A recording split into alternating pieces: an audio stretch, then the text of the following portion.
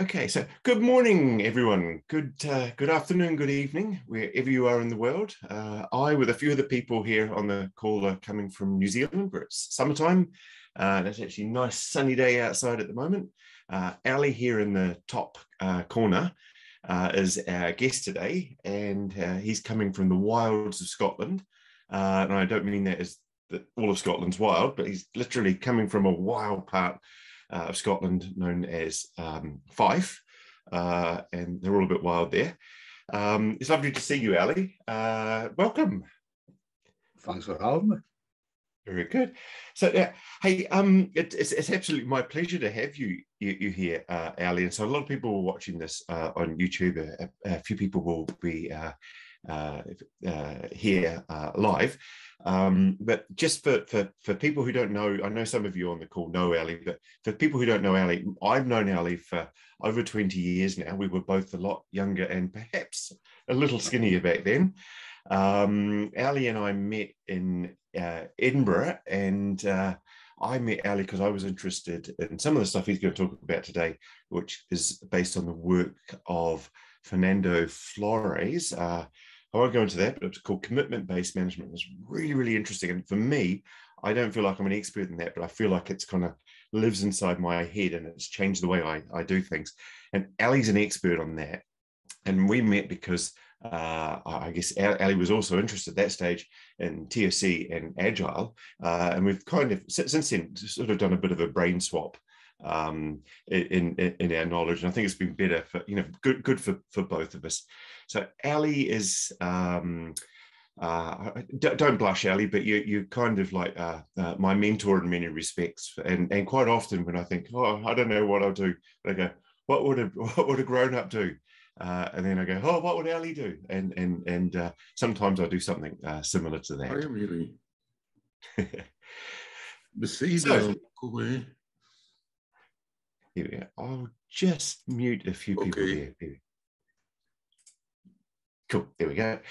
Yeah. So, Ali, I'm just going to hand it over to you. You've got a little bit of a presentation and a chat, and then we'll just work with questions from the chat, or you can come live if you want to. So, I will go and mute myself, and I will pop you in the spotlight.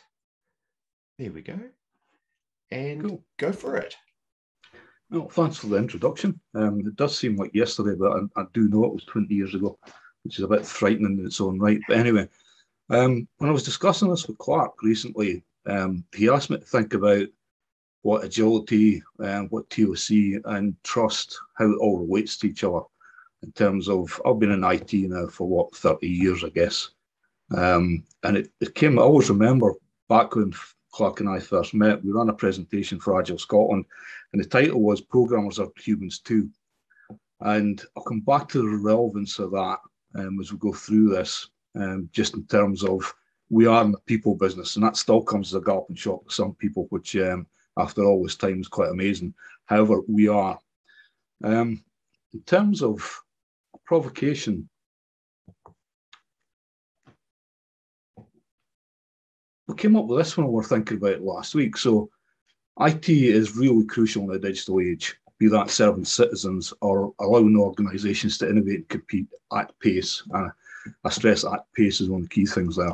But unfortunately, there's still a significant risk that the relationship between IT and other business areas isn't what it needs to be successful in the digital age. I'll say more about that in a little bit. Which can lead to hard-working IT teams not getting the credit they deserve at times, not being respected, and being seen as obstacles as well. So, I mean, that's quite a negative picture, and it's not exclusively like that. And the question is, how do we help them? And when reflecting on this coming into the talk, I was thinking about what's been done over the last few years to make a shift in that, and what could still be done. And the more I thought about it, I mean, Clarke mentioned we used to do a lot of work on trust and commitment-based management. And you'll hear me talk about agility, and I rarely, if ever, say agile. And I've been doing that for a long time now. And I was thinking about it today, why did I do that? Why do I do that? And one of the early reasons was agile means so many different things to so many different people. it's an umbrella term and it covers lots and lots of really good techniques. Everybody seems to have their favourite, which is fine. But those are big techniques. Agility is the outcome. And I think that's why it sort of resonated with me over the years. And ToC, I was thinking about it, over the last sort of 10, 15 years, I've kind of mixed them in together. So I actually rarely distinguish just anymore about when I'm thinking about what ToC's taught me versus agility. And because there's strong overlaps and they do help to reinforce each other, and especially a bit around the flow of value, which is going to be one of the topics we talked about, I found it was quite an interesting thing to try to separate my thinking again in preparation for tonight, I have to say. So all that's been quite useful. I think the more I've seen it then to how they reinforce each other, I think the more I've seen value being created out of that. So we'll talk about that a little bit more as well. But I mean, if I take it back, how do we help them? For me, it comes down to how do we build better bridges? And why is that important?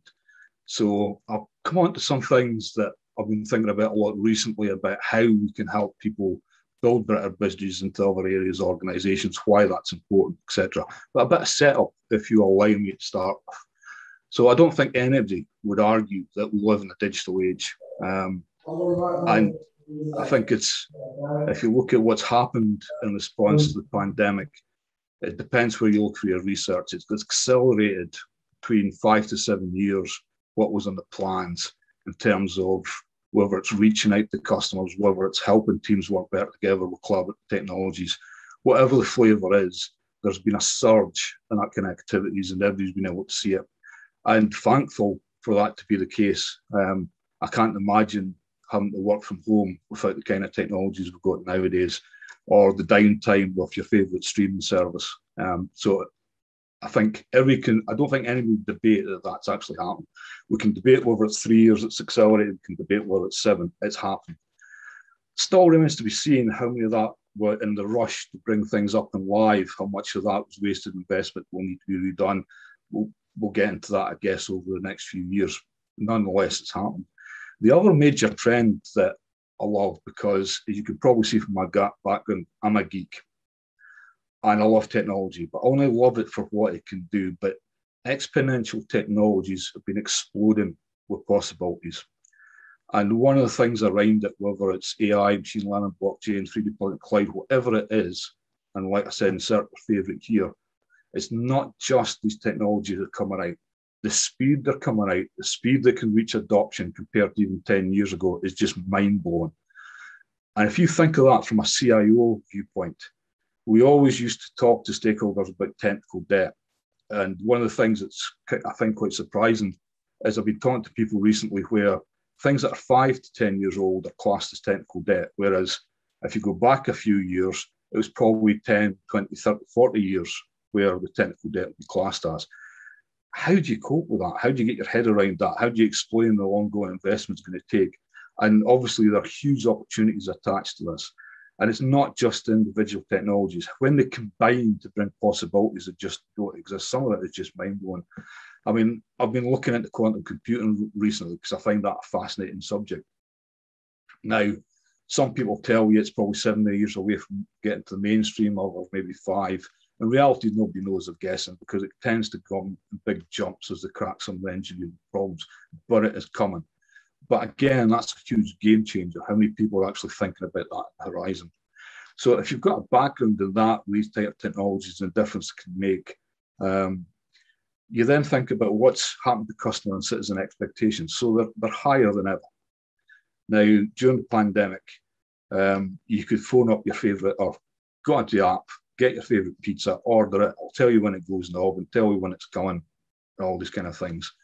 You can fire up your favorite device and you can access huge amounts of content. I mean, it's just phenomenal. We all know that. Being one of my favorite memories from growing up, this will probably age me, is back when the UK had 3 or 4 channels.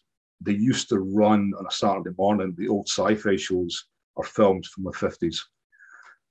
And I just find that wonderful to look at those and see the almost the optimism about the possibilities of the future. Just as a wee experiment, I logged on to, I won't say who they were, to see if I could see it.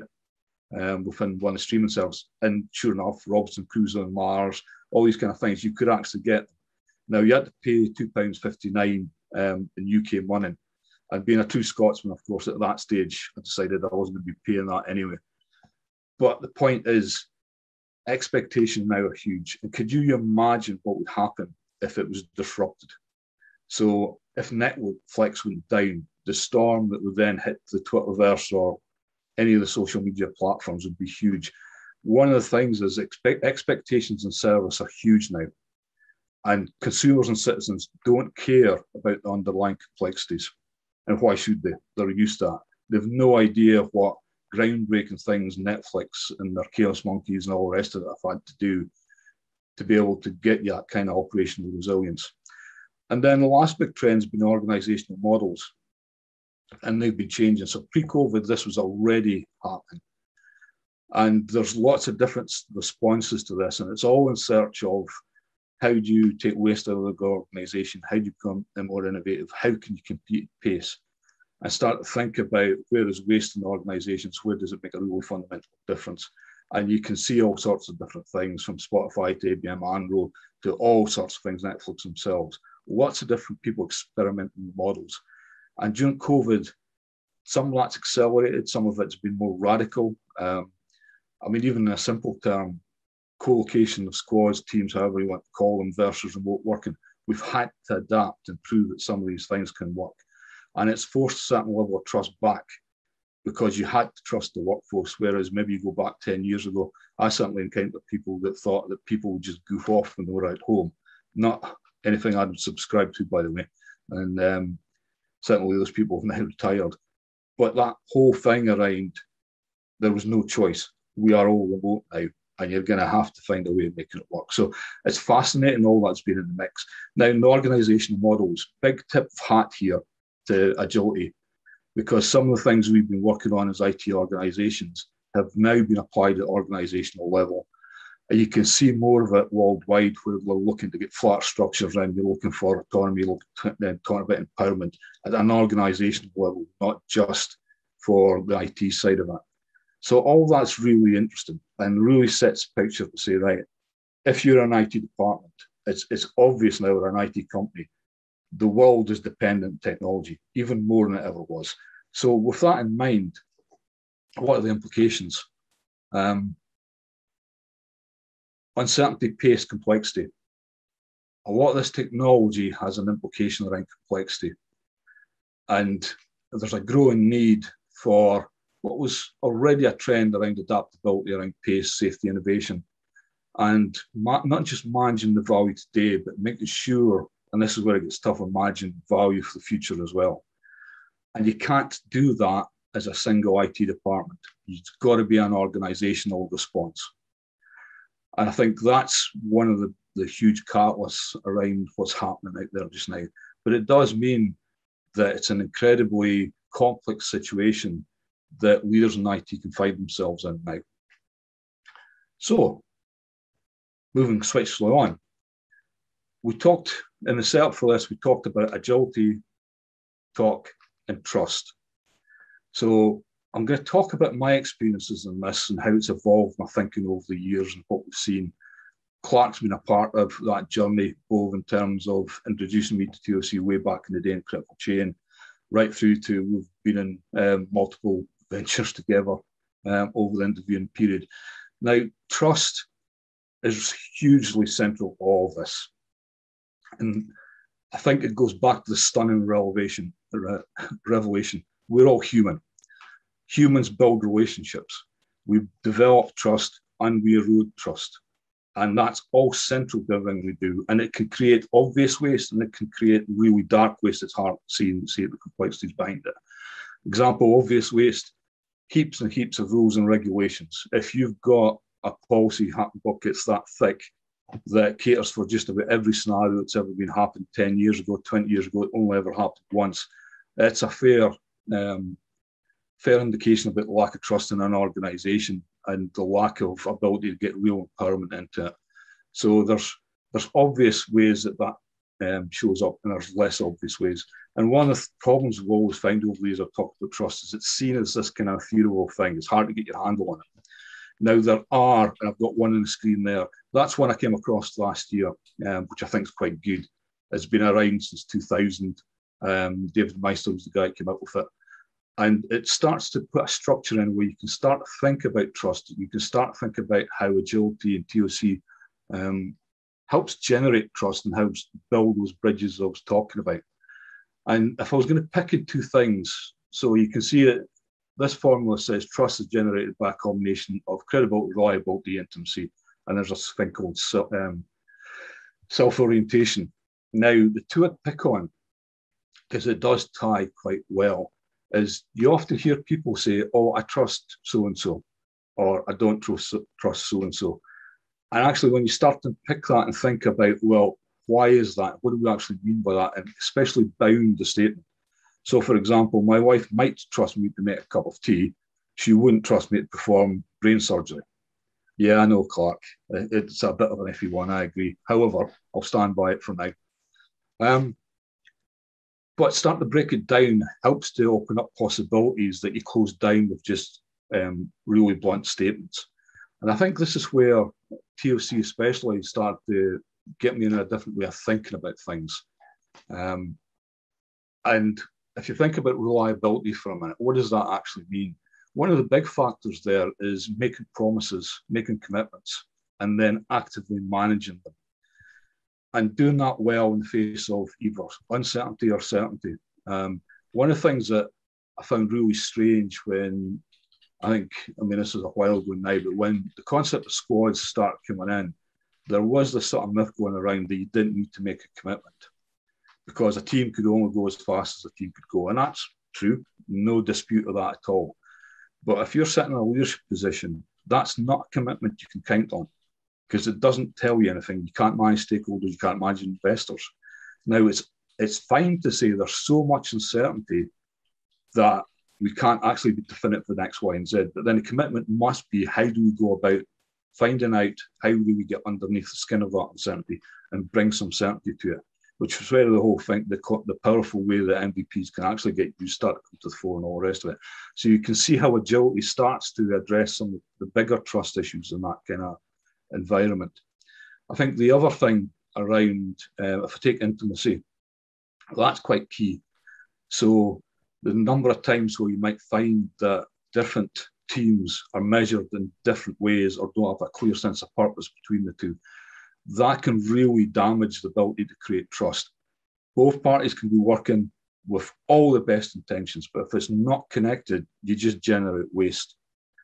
The lack of making a promise is also one that creates hidden waste and sometimes really overt waste.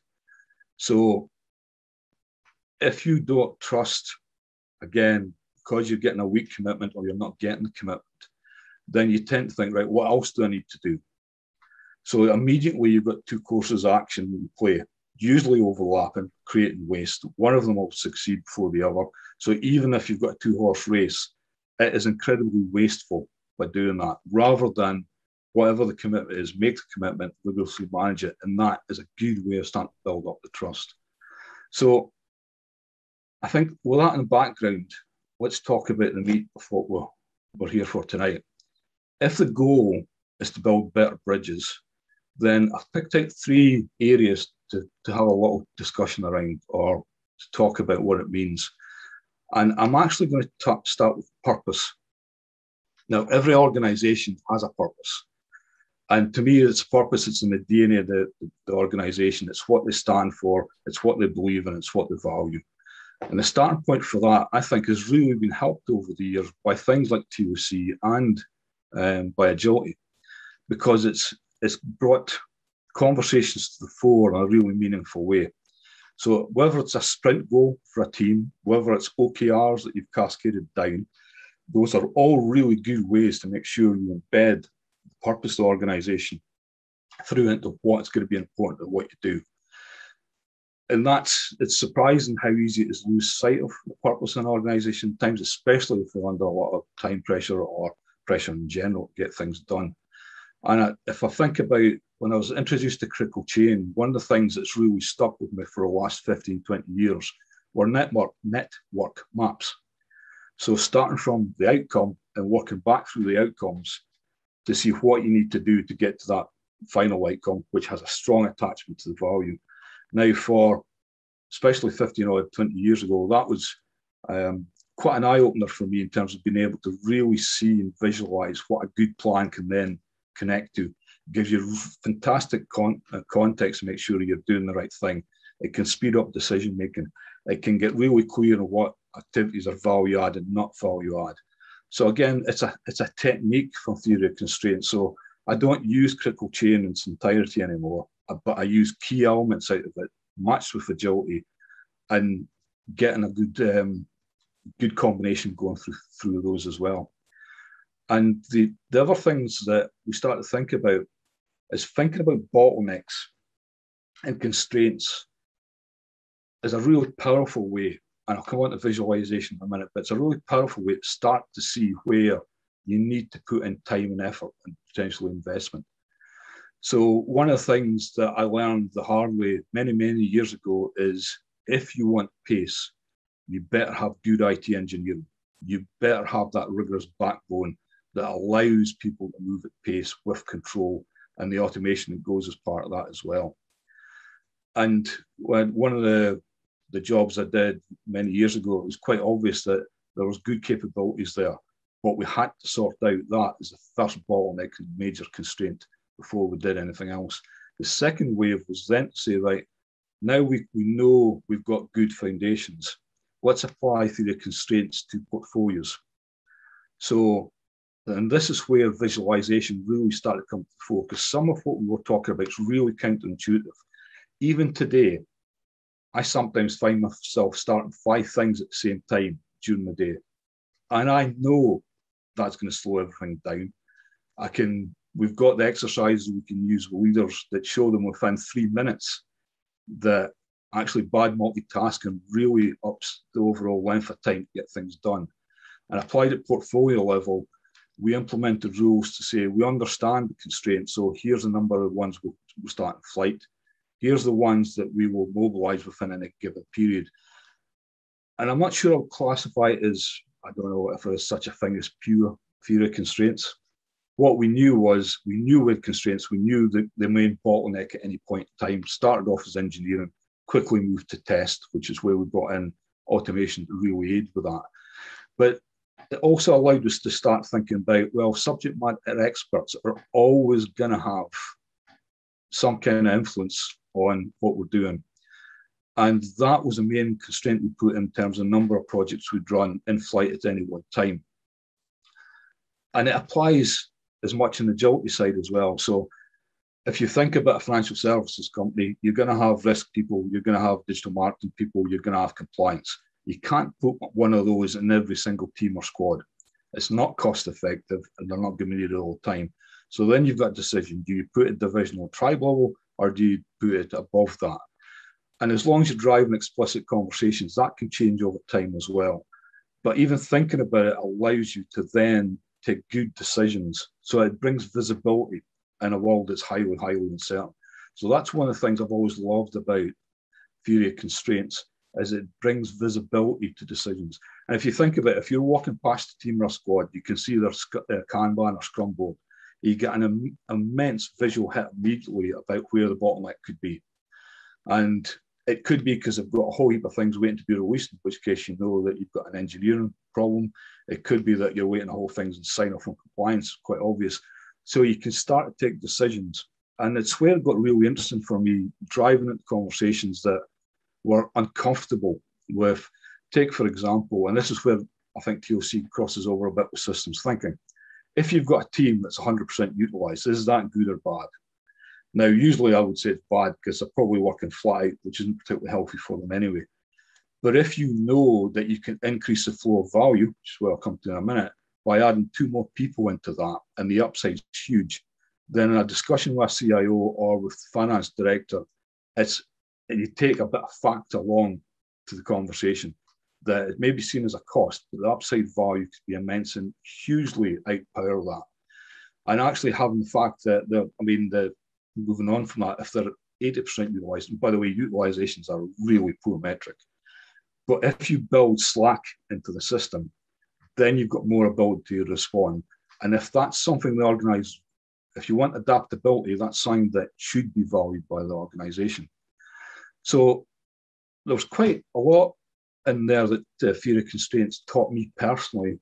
And then married with some of the agility we're talking about, I thought it was quite a powerful combination. And all that helps build those better bridges because you can make better commitments. You can bring more visibility of what's actually going on. And to what can be quite an opaque situation, you can start to build that relationship with other people that don't know the ins and outs of how you change, how you run service. And they can all understand the bottleneck. They can all understand the constraint because you can make it really, really visible. You can have all the stories. I mean, Clarke, you've got a wealth of stories about how you really bring this to life. And even down to traffic jams. I mean, I used to commute in and out of Edinburgh, and the main road in, if there was a broken down car, it was carnage up to the point you got past the car, and then it's a trickle of people. And it's the best visual I carry in my head about what can happen at a bottleneck. So I think all that really does tie to the ability to generate trust. But the overriding thing for me is one of the metrics I love is how long does it take you to get from a good idea to customer citizen value? Bearing in mind that that could be something as big as a new product or it could be a new feature. So there is a calibration to all of that, but it's a good indicator. And one of the reasons I love that is value for each organization is different and it can change over time. 2 years ago, it's probably about survival. This year, it's maybe more about how do we've got an opportunity now to really push into the market a bit harder. Whatever it is, value changes over time. But being clear about what value is for an IT organization is a must. And it's back to that sense of purpose. It then flows to what value looks like. And I think agility helps with that because you start to get a real sense of, right, how does value flow through? Where does it need to show up?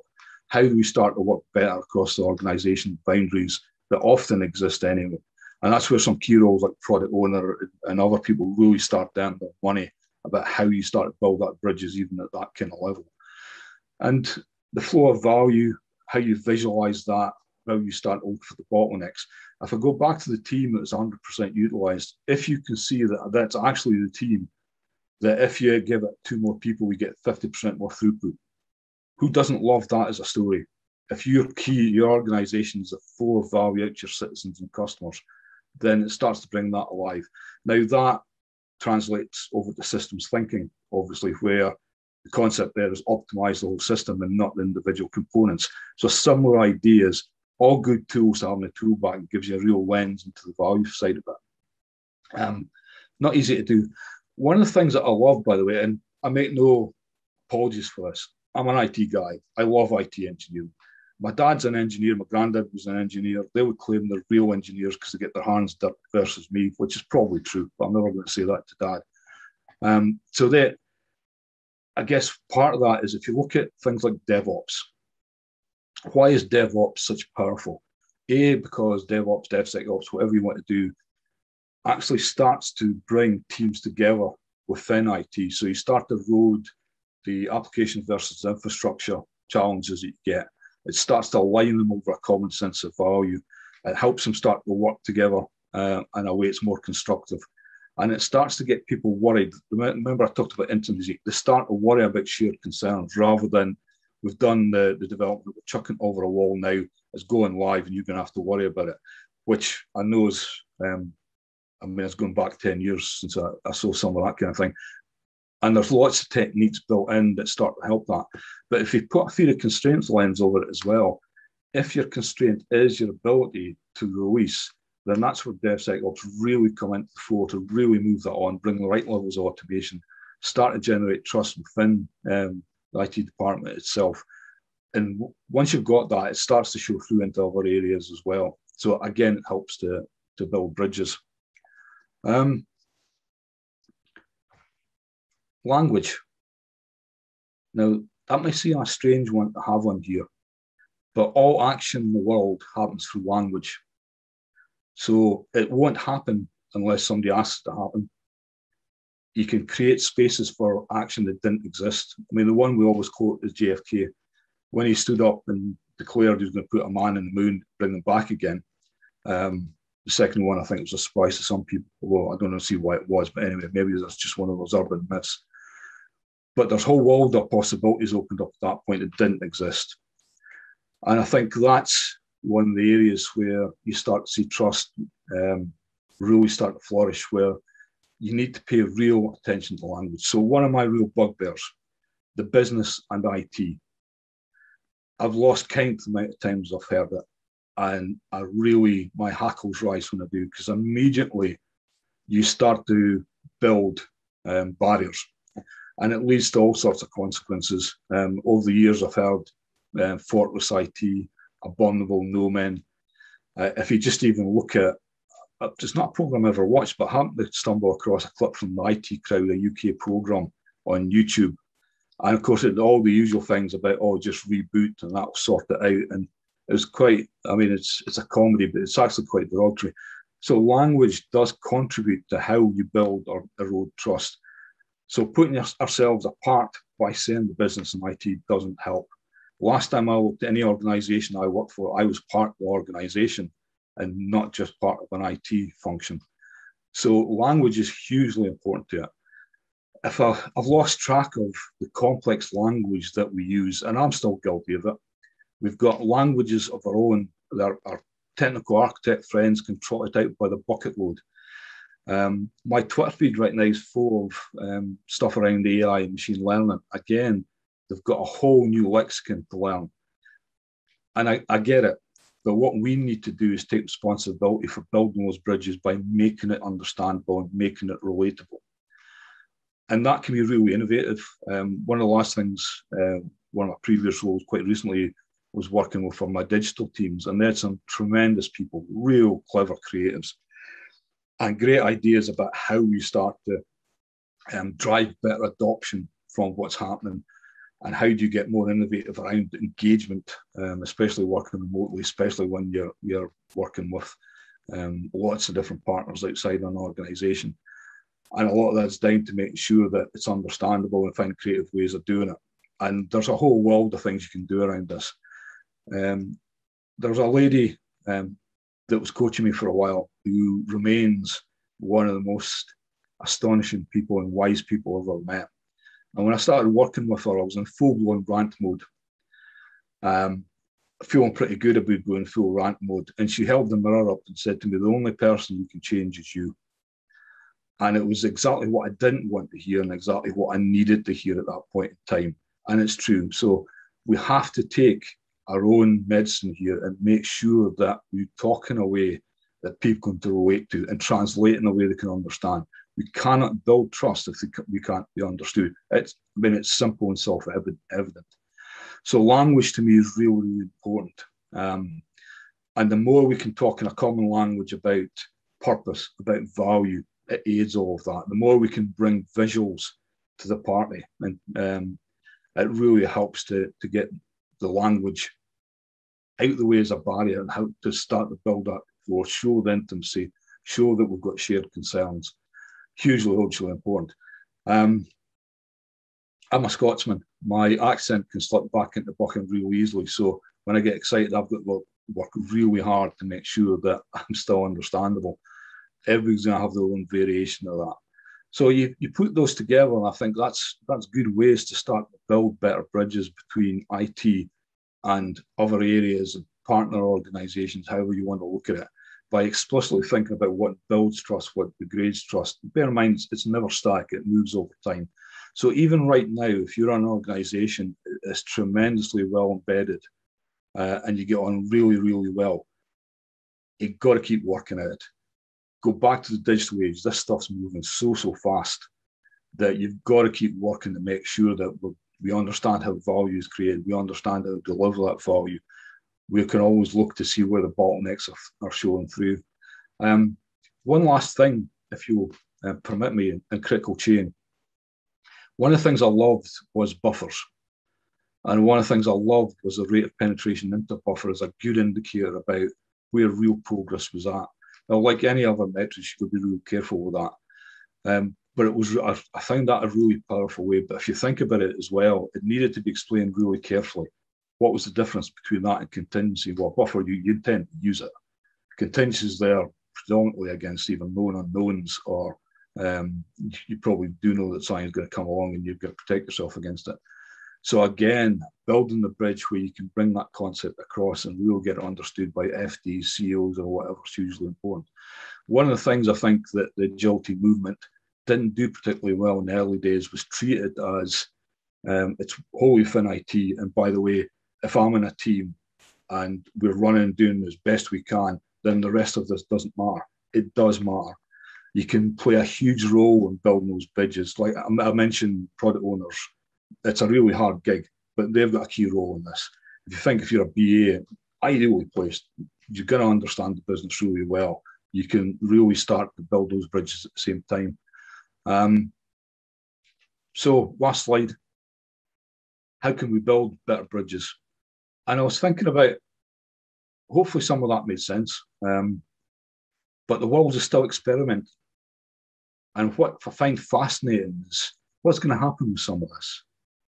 There's a big movement out there to start to get into smaller units of work, smaller teams, more autonomous teams, better empowerment.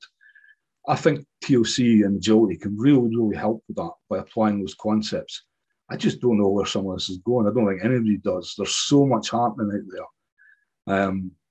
But I am convinced that both ToC and agility bringing together focus and trust can make a big difference to everybody's lives. And ultimately, why we're doing that is to benefit the customer and benefit the citizen. So why wouldn't we? I rattled through that quite fast, Clarke. So beautiful. Hopefully Thank some you. of it made sense. Yep. We'll get subtitles on it for you to sort of the whole Aberdonian aspect of it, but that'll be on YouTube. No, I understood. It's good. Hey, that's really cool. Can I just ask you a couple of questions, and I'll get a few questions from the Q&A. Actually, I'll start with an observation, and then a question. It's around building bridges, because you said systems thinking. It's about optimizing the whole rather than the components. And when I look at agility and the agile movement, I always sort of see this pyramid of people in there, and most people are they're kind of collaborating amongst each other much more than than we were 20 years ago, but they're still very team focused, and it's very hard for people to see outside the team because they're busy, say, looking at code or looking at running code or looking at stickies on the wall. And yet there's a small proportion of people who are in IT, and their job is to build the bridges. And I think, so the question my observation is that a lot of those people inside that pyramid don't realize how important bridge building is outside of their local team. And they don't see that their managers do that. And they don't see that that's such an important part of the job, and it's often invisible. And I'm just wondering if you had any thoughts on how that could be made more visible, that building bridges activity. How could you, because it's just so important, but it's often it's not seen and it's not valued. Yeah, it is a tough one. And it's something I think that, interestingly, engagement's key, and good organizations understand the difference between engagement and communication. Some organizations, and if it's command and control, it's comms and it's broadcast comms. Yes. Engagement done well is really, how do you get people to understand the organization they're working for, what's important to them, and working hard to continue to give them the context, and not just the context, but how it's shifting over time. And it can be, there's so many different ways of doing that. And where I've seen it done really well is the leaders in other parts of the business invited us in to their worlds, and yes, standing invites to go and listen to what's happening in sales, what's happening in marketing, what they're worried about, what we're seeing, what our customers worried about, and even down to the fact that we can listen to what's going out of there, what the trends that customers are worried about, and really bring it alive. Now, that works for some people, it doesn't for others. And there is a distinction. One of the things you worked on quite a lot was the difference between introverts and extroverts. So I think you've got to recognize that as well. So introverts aren't going to be the ones that are asking the CEO all those different questions.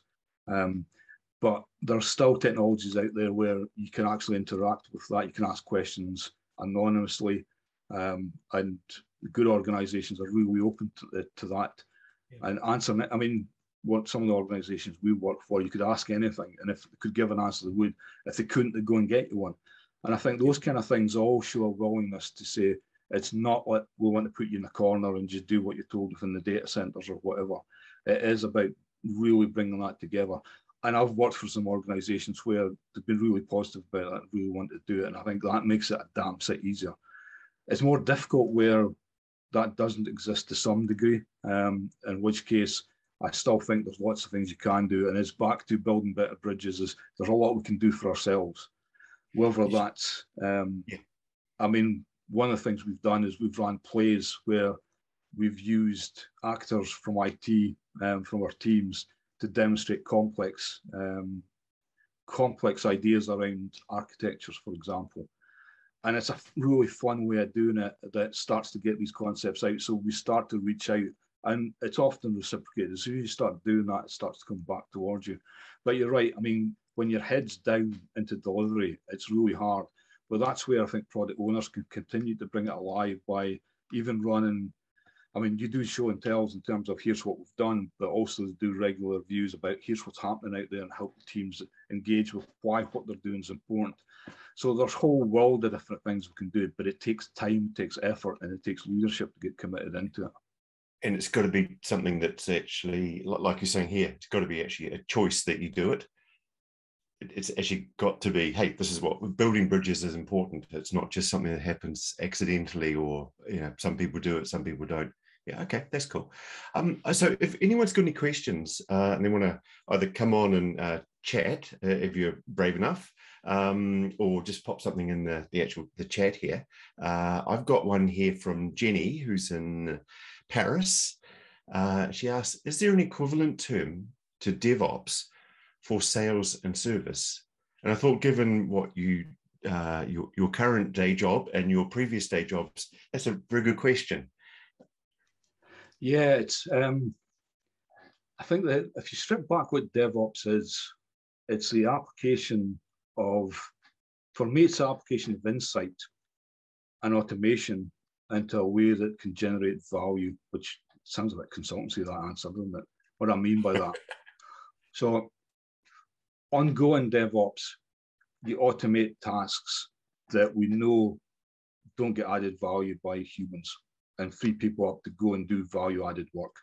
But it's not a static thing. You're always looking to see, because IT systems are complex, you've got to stay on top of them, you've got to see what the trends look like, which is where the insight comes from. Equally, and I think a lot of what you can do to put the foundations in really starts to target what's complex in that dev world and help people. So I've worked in instances where we were tracking something like 20,000 variables, which you just physically cannot do manually. You've got to be able to do that in a way that the way the automation takes the workload off it. Testing, obviously, and DevSecOps and all the rest of it, security testing. And shortened feedback loops is the other thing.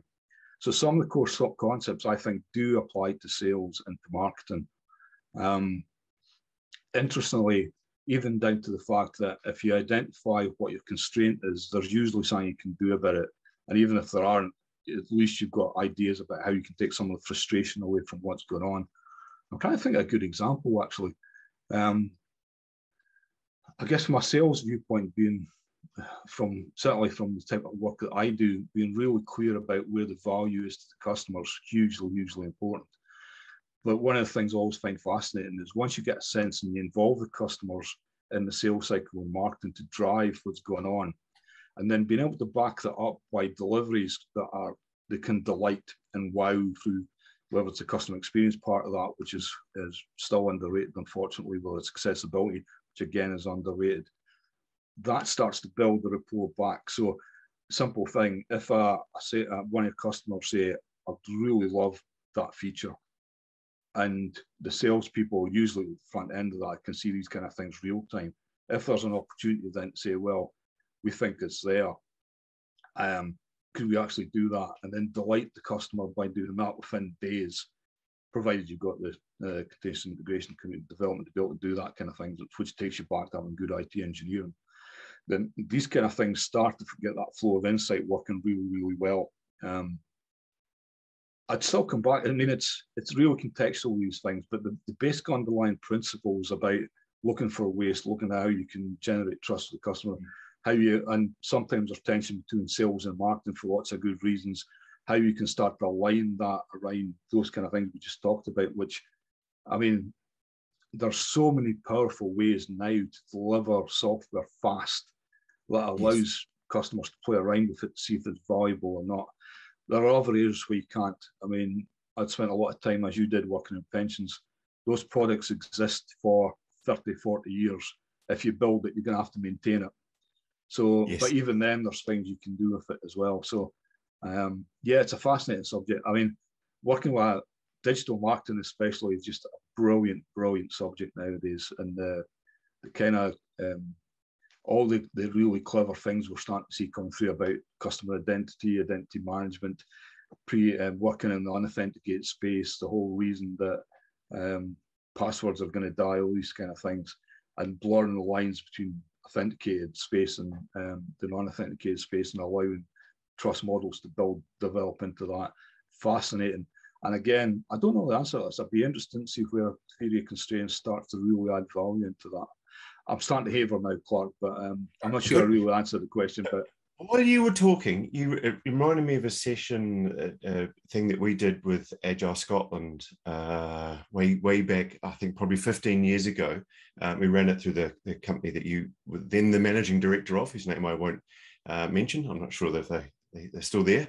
But we ran this session, and we had Rob Lally on as one of our guests. And I think, Lee, you probably know Rob, but Rob was one of the earliest Agile guys around. And he got up, and I did an interview with him, and he talked about how when he worked with one of the really big investment banks, they built a product by having their sales team and their developers talk closely to each other. So they built this brand new product. Someone had come up with an idea.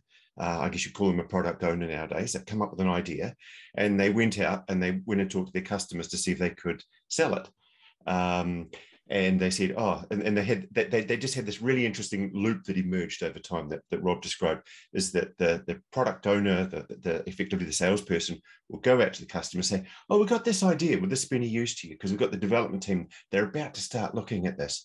And the customer would go, oh, we like that, but it'd be really good if it also did that. So they go back, the development team, they'd build the thing, and then they'd add the extra bit, and then the salesperson would go out to the next customer. Oh, we like that, but it'd be really nice if we did that. And so the whole sales and development process was just that they built up a big product that made millions and millions over time, just by following that simple loop of what would you like, what can we do, oh, what do you think of it, how can we tweak it? And they just they ran around. So I like that. Now, Lee's going to ask a question in a minute, but he's just wandering. He's stuck his hand up. Russ, do you want to ask a question while we're waiting for Lee? Oh, no, I think Russ was just saying goodbye. I'm all right, actually. You okay? Do you want to go for it then, Lee? I was just moving seat because my partner Sharon just came back in. I thought the dogs were going to bark. Ali, that was really interesting. Thanks for that. And also thanks for that Mobilise book by Chauncey that you recommended to me last year, because that got me through some dark nights during one of the lockdowns, I think. But actually on that subject, I mean, obviously there's a lot of things you covered. I think the most powerful thing that I've picked up from yourself and Clarke and others, I think, in the last 15 years has been the language bit. You know, the other bits sort of make a lot of sense to a lot of people, but I'm not too sure the language bit does to everybody. So out of all language and the commitment loop and all these kind of things, specifically language, on a day-to-day basis, what kind of thing are you most aware of that you've learned from that, do you think? Poor commitments. Or language for action. Yeah, I mean, it still amazes me even yet. And this is a really simple example. How many action lists do you see that don't have a due by date?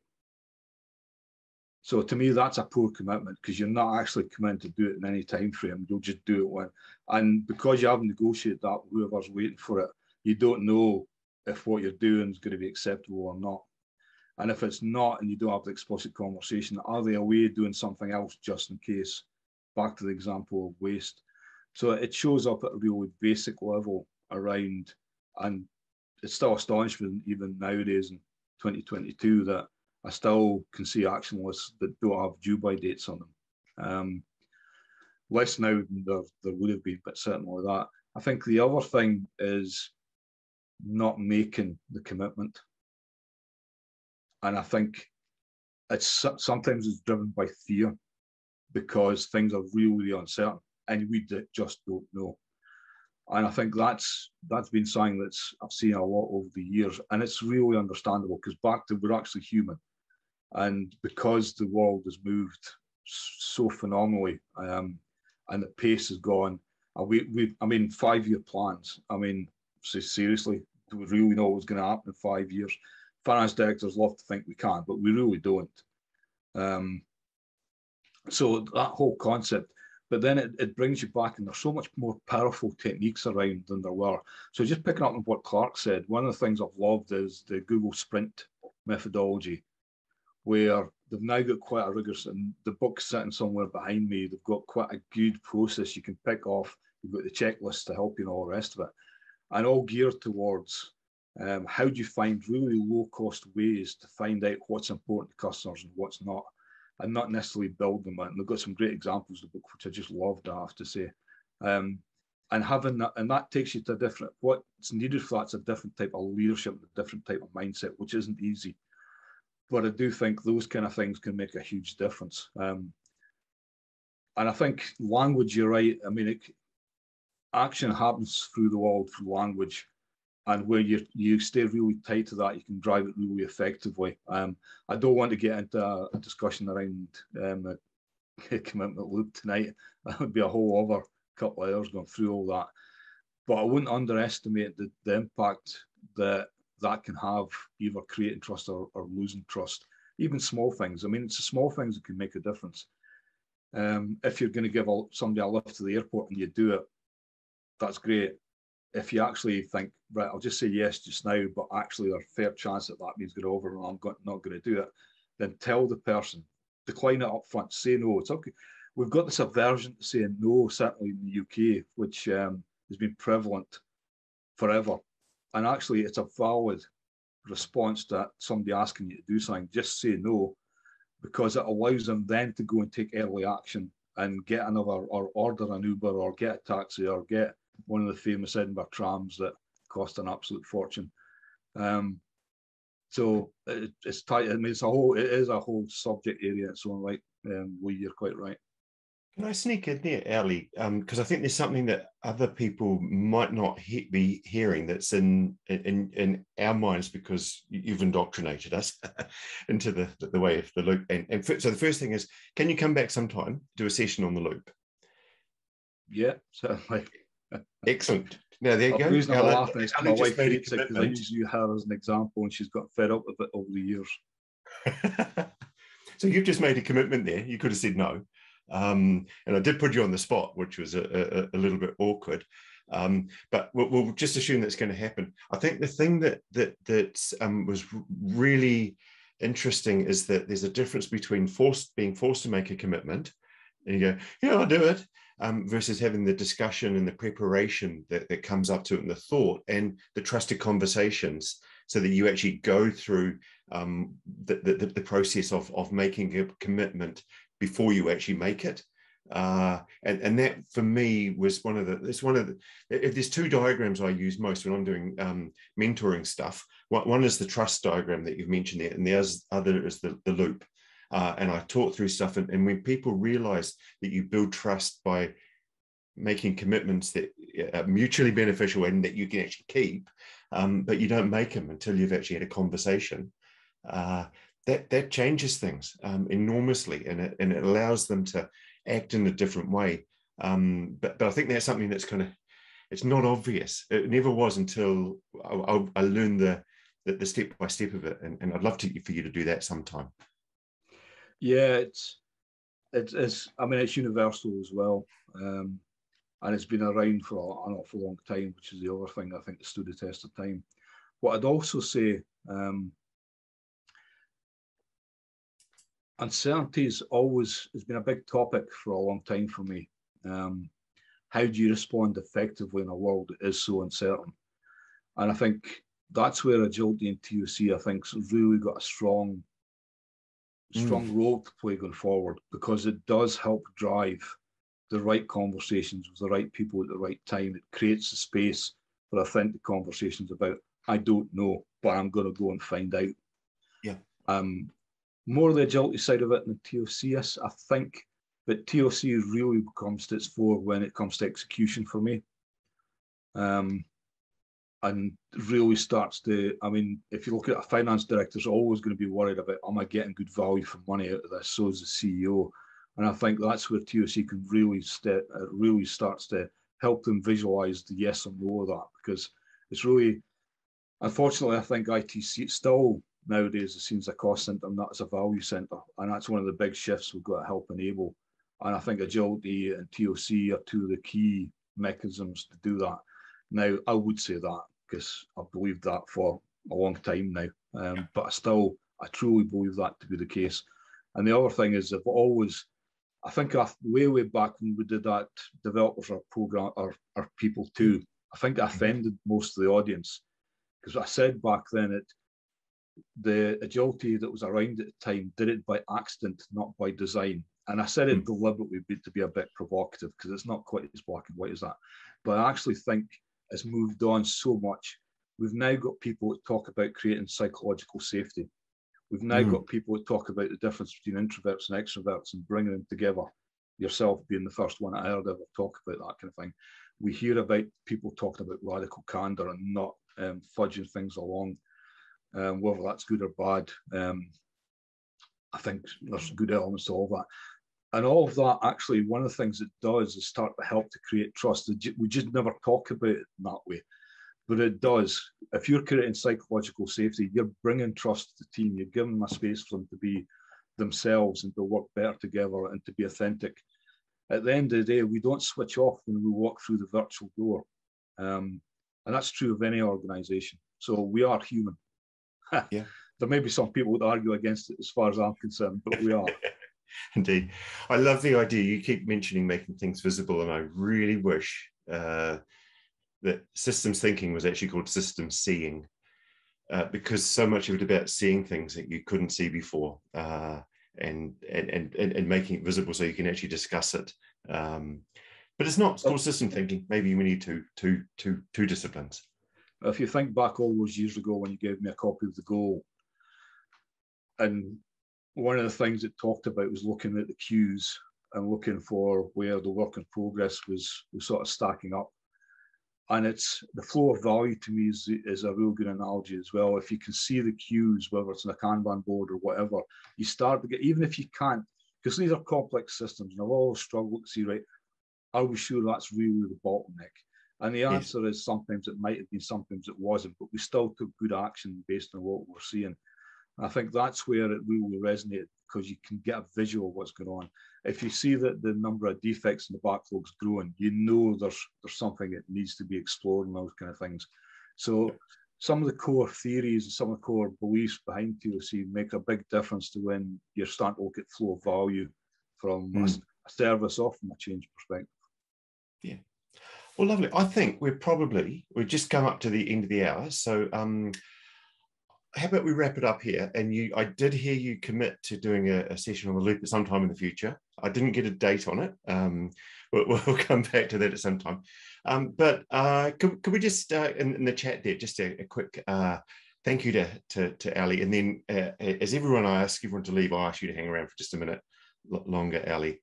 So yeah, there we go. We've got Jenny in Paris says, thank you very much. So that's good. We've got the sharing off. And there's Jim. Jim's just around the corner from you. You still in Lithgow, Jim?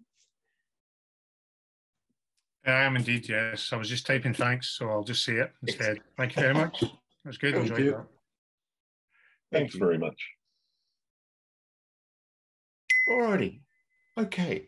Yep. So if I can, I'll ask the rest of you to leave, Ellie, and I'll just hang around just for a moment more, and then I can go get my breakfast. Thank you, guys. Thanks again. Cheers now. Bye-bye. Thanks, Jim.